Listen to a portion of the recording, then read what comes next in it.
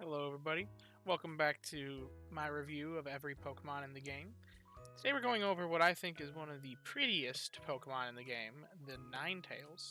Now, Ninetales is a fire type, and it is pretty unique in a sense that it is the only type for berries that there's competition. So there's the Ninetales and there's the Typhlosion. Now, Typhlosion is one of the top berry specialists in the game. And if I'm not talk about it, I'd be remiss. But the Ninetales is the weaker option. It's got a lower speed, unfortunately, and it does have a lower ingredient proc rate, which means it's finding those berries more often than the Typhlosion. But it's also got the weaker skill on a berry specialist, because this energizing cheer on a berry specialist it's not doing anything. You're not gonna have enough Ninetales on the team to produce enough energy to be effective at anything. If you really think about it, the nature of being a berry specialist with a skill is that it's going to proc roughly half the rate of a skill specialist of the same skill. This is all rough math. Don't take this as fact. But to prove a concept roughly, it's going to be producing roughly half the amount of skill procs. And then on top of that, it's energizing cheer, which as we know is the weaker variant of energy recovery. So not only is it, which I think of energizing cheer Pokemon as like half of an energy for everyone. So realistically, if you wanted this thing to get meaningful energy recovery, you'd want a few skill trigger sub-skills in it, which you really don't want on the berry specialist. And you'd have to have like 4 of them on the team to equate to 1 energy for everyone mon.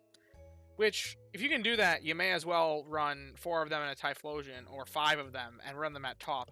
That would be a tremendous combo, because you'd be freeing up the energy for everyone slot by just utilizing that skill on the Ninetales. But overall, no one's going to get that many good Ninetales, and they're probably not going to have things for main skill. If you manage to get it, you manage to get it, but I don't recommend hunting for it because that is just insane. If one of you crazy guys out there that sees this video wants to do it just to prove me wrong, go for it. There might be some potential there, but by the time that you get there, there's probably going to be better options. So I don't really see this main skill being all that useful on the berry specialist. It's not bad. It's better than self-recharge, because at least it's charging everyone on the team and kind of aiding the energy for everyone on. But I don't see it as a great option. Now, as I mentioned, the ingredient rate is lower than the Typhlosion, which is good for a berry specialist, especially with Leppa berries, which Leppa berries are 27 strength, which I believe is like mid. If I compare the other berries, let's see. 57, 50, oh, this is at level 30. If we go back to level 1, you can see 27, like person berries, level 20, 28. Like, it's on the lower kind of end of things, but not too low. Like I said, it's kind of mid. So it's harmed a bit more by that ingredient rate than like the Raichu or the Clefable is. But it's not as significant. So it's nice that the Ninetales has a little bit of a lower rate just to give it a little bit of standing ground against the Typhlosion. When you get to its ingredient list, it's interesting, because level 1, it's got a weaker ingredient. So, like, is it really that much of a benefit that the Ninetales has the lower ingredient rate when the soybeans are weaker? I guess the Ninetales would be more harmed by a higher ingredient rate than the Typhlosion would, because it's just got that weaker base ingredient and weaker level 30 ingredients as well. I think the corn has more. I actually don't know which one's higher value, corn or herbs. I don't know. 130 versus 1. So the corn is a stronger secondary ingredient, but the base ingredient's weaker. So now you're not really considering ingredient list too much on a berry specialist, but if you had to look at which one's the strongest combo, you can see here that comes out to be the ABB list, is the strongest. Big shocker there. The corn. Yeah, corn is good, and it's one of the most flexible ingredients in the game, and it's something that the Ninetales can do that the typhlosion cannot. So it is a reason to consider the Ninetales over the typhlosion. And it only exists at green grass and top, as is the case with Vulpix. It's pre-Evo. Yes, that is the case. And it's got a pretty easy evolution method with a Firestone. Competitors for the Firestone right now, I think, is just Flareon. I think. Let me double check that. Okay, I can't just click that one. Here we go. Okay, no, also Growlithe. A Growlithe and Arcanine. So Flareon and Growlithe. Arcanine is pretty much power crept by Gallade, and Entei is really only useful on Entei teams to add extra assistance if it has the Berry Finder S. I'll get into that later, but for the most part, the Vulpix is... Maybe the Flareon is a better pick if you need something for pot size increase, but generally speaking, I think this is one of your best candidates for a Firestone, since it's a pretty easy evolution, and it's pretty strong as well. It's among one of the higher end berry specialists in the game. If I'm to sort here by total strength and go off, just take a look at that total strength. I'll also get the berry strength in there as well, because we don't really need that stuff.